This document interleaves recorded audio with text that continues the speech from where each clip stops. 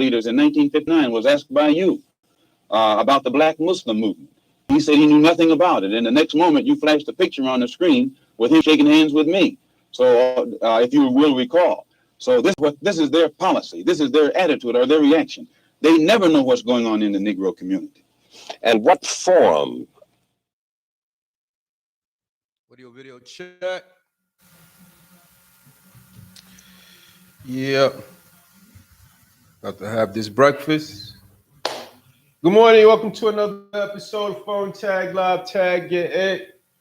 Morning Motivation. May 27, 2020. It's your host, B. Miles. Here to inspire, motivate, entertain you. We're talking about George Floyd. I'll get to it. Right now, I have a video for you from the late, great ancestor Malcolm X on police brutality, right here on Phone Tag Live.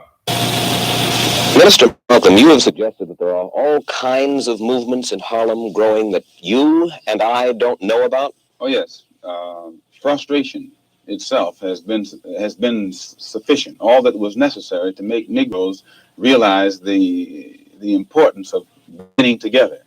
And Negroes are banding together. Banding together in what kind of movements?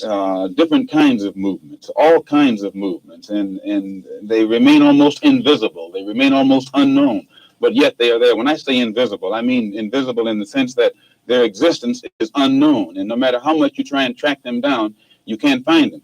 And never try and find them through the Negro leaders.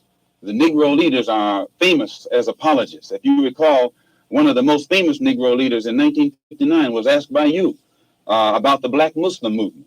And he said he knew nothing about it. And the next moment, you flashed a picture on the screen with him shaking hands with me. So if you will recall. So this is their policy. This is their attitude or their reaction. They never know what's going on in the Negro community. And what form will the activities of these various so-called invisible movements take in Harlem this summer? An example, Commissioner Murphy.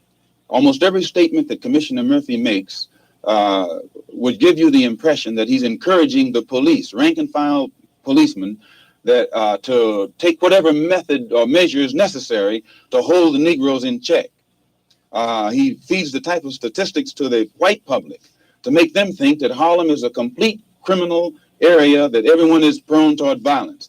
This gives the police the impression that they can then go and brutalize the Negroes or suppress the Negroes or even frighten the Negroes. Whenever something happens, 20 police cars converge on one area. This doesn't frighten Negroes. So it means that someone is either misinforming Commissioner Murphy and making him use tactics this year that he would not use 4 years ago, or that the former policeman Kennedy would not use. And this force that is so visible in the Harlem community creates a spirit of resentment in every Negro.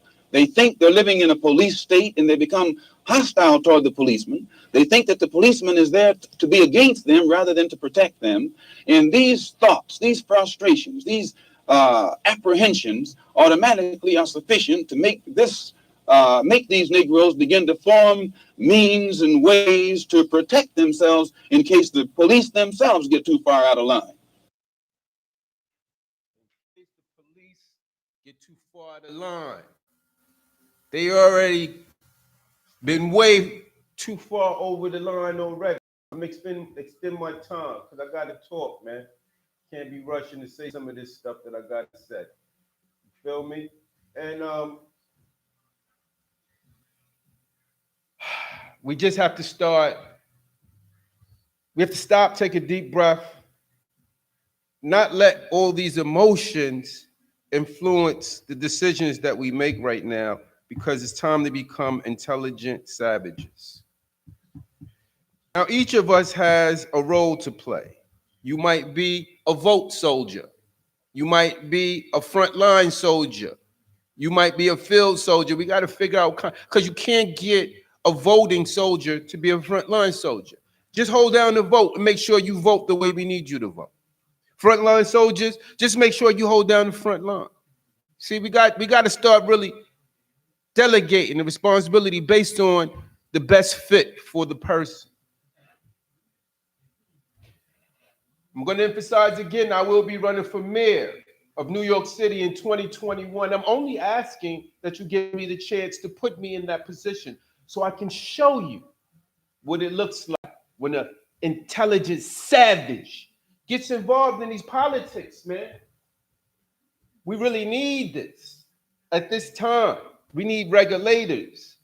We need disruptors and regulators. We need intelligent savages and thugs up there in these halls of Congress, really just thugging it out up in there. They can't call it the right way, man. Say live, well, you're going back to this. Rest in peace. George Jump down, turn around and pick a bill of cotton. Gonna jump down, turn around and pick a bill of day. Oh Lord, pick a bill of cotton. So Lord, pick a bill of day. Oh my Lord, oh Lord,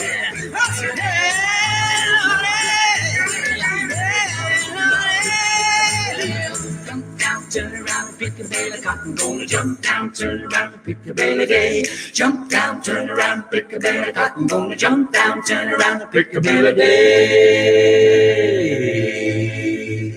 You will never see these times again in your life, ever.